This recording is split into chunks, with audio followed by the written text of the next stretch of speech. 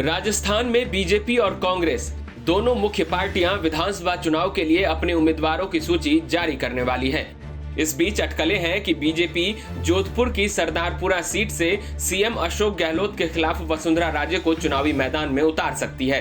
अगर ऐसा हुआ तो ये मुकाबला काफी दिलचस्प होने वाला है।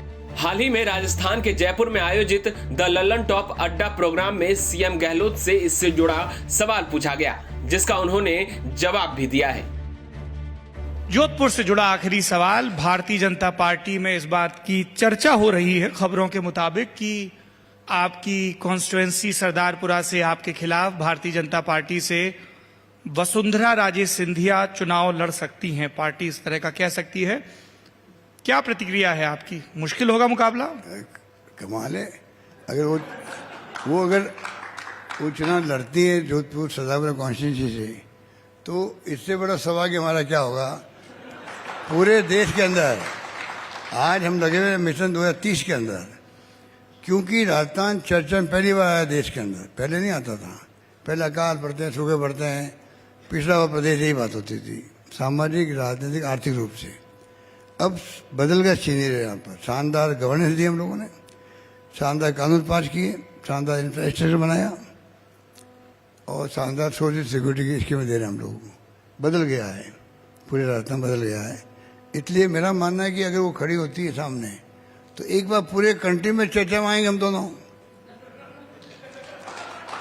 और उसी बहाने राजस्थान चर्चा में रहेगा। जो मैं चाहता हूँ हर मुद्दे पर राजस्थान चर्चा में रहे देश के अंदर, नहीं सर, डिबेट होनी चाहिए।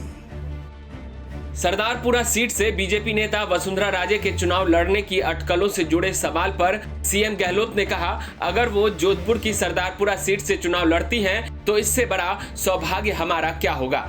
अगर वह मेरे सामने खड़ी होती हैं, तो हम दोनों एक बार पूरे देश में चर्चा में आ जाएंगे और उसी बहाने राजस्थान भी चर्चा में आ जाएगा। मैं चाहता हूं कि राजस्थान पूरे देश में चर्चा में रहे।